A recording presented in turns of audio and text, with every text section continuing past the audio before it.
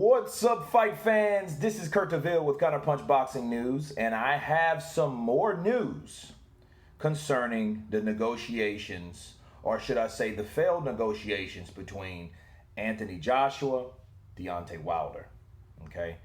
And the reason I'm doing this video, because I think and I feel that I've done enough of these videos, but obviously not because I have people asking me, you know, about the difference between the $50 million and the $100 million deal that was offered to both fighters, okay?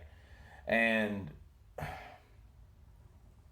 to break down the deals, okay, you have Al Heyman, you have Shelly Finkel, and you had Ludabella. That's on Deontay's side. Then you had Eddie Hearn, which was the promoter of Anthony Joshua. With Anthony Joshua had a deal for Sky Sports, okay, and he was a matchroom fighter, and he fought on DAZN, okay. So Al Heyman, Deontay Wilder fought on PBC, Fox, or Showtime, because those were the networks that Al Heyman dealt exclusively with, okay. He's been dealing with PBC for a very long time, ever since he snatched most of the Golden Boy fighters away from Oscar De La Hoya, which had that gave bad blood between him and Oscar De La Hoya, because Deontay Wilder, Danny Garcia, you know, a couple fighters to name a few, were with Oscar De La Hoya at the beginning, okay, and then they moved with Al Heyman later on, okay. So Amir Khan was another one, but you know, he's a kind of a hybrid situation. Anyway, what people don't understand is that it wasn't the money that Al Heyman had a problem with, okay? Al Heyman had a problem with selling the rights over to DAZN, because that's all it was, okay? And vice versa, okay? The $50 million deal was going towards, Frank Warren was going to handle the UK, the British side of the negotiations on BT. So it was going to be aired on BT, and over here it was going to be on Showtime in the States. And then for that, Anthony Joshua, or Matt, what he had to do with Eddie Hearn, they had to come up with a strategy to deal with Sky Sports. But the problem is Sky Sports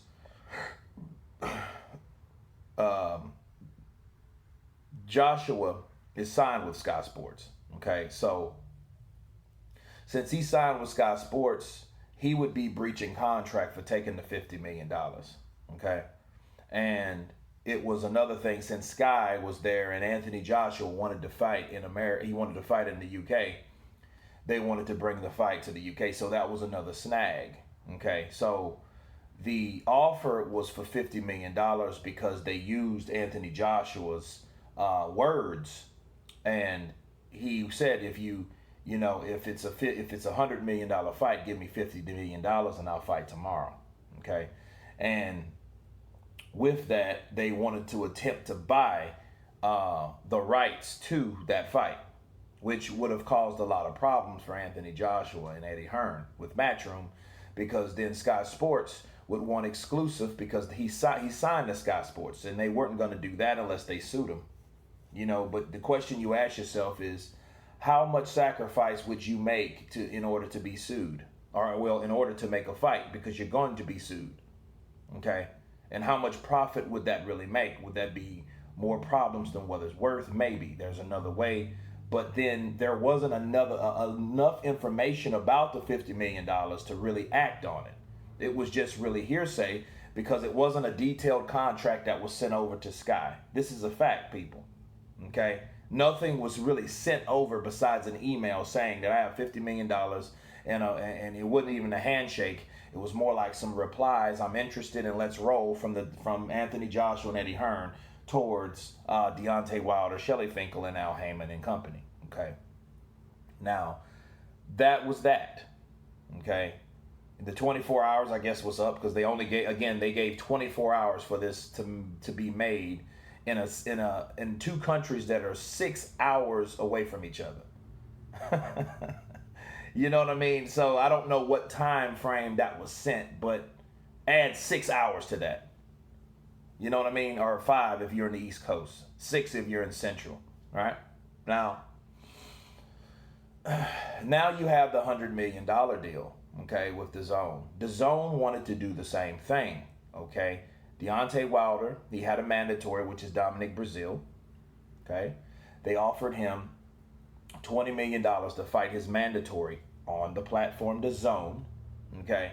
So what that means is that fight couldn't be aired on Showtime, it couldn't be aired on Fox, and it couldn't be aired on PBC.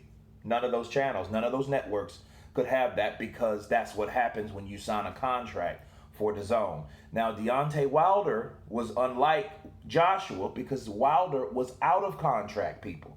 He was not in a contract. His contract was up with the Showtime contract for fighting on Showtime. He had fulfilled his obligations to Showtime.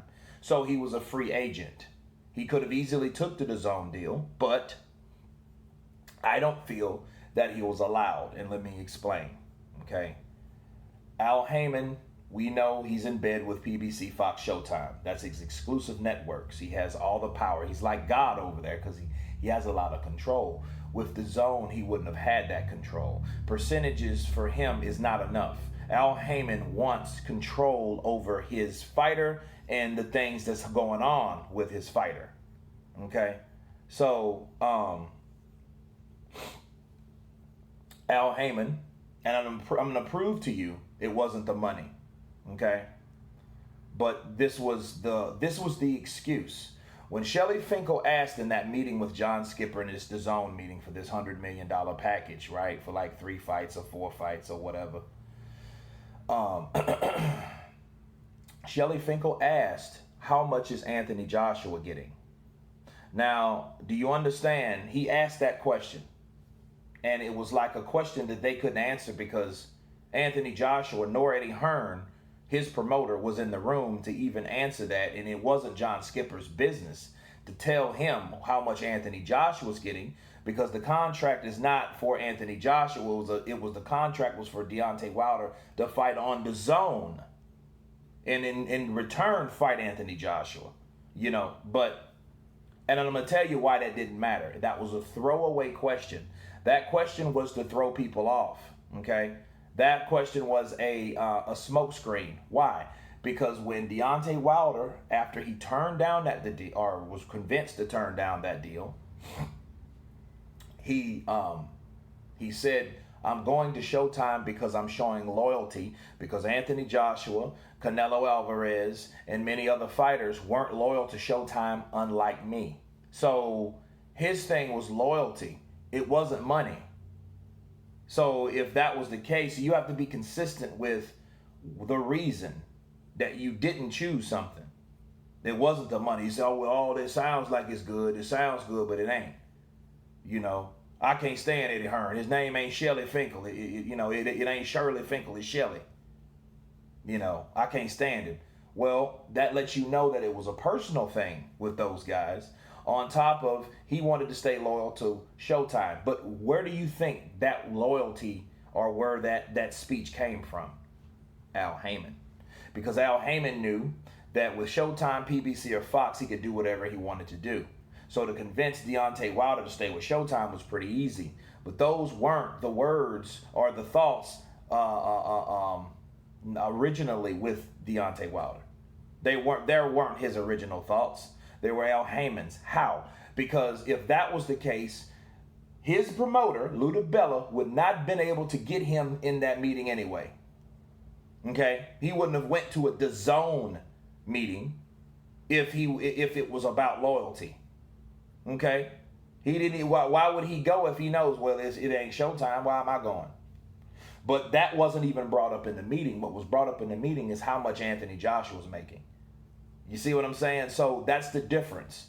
So for, at one reason you said, oh, well, we didn't take it because the questions we started asking. But Deontay Wilder was like, well, I'm staying loyal to my network. I'm going back home, but I'm a free agent. I'm going to bet on myself. No, you're betting on Showtime. And what Showtime did for him, they gave him $20 million to fight Dominic Breazeale and to stay with the Showtime. So their package was that.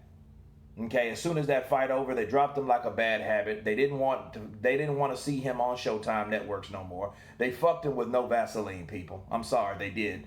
And then the next fight, which was a pay-per-view event, right, which Showtime denied, mind you, it was on Fox PBC. Just like the next one was on Fox PBC with Tyson Fury, where he got beat. Okay, so that lets you know already Showtime wasn't loyal to them, and it, and I don't know what Deontay Wilder's. I don't even think he knows the reason why he didn't take that money. I don't think he really knows anymore.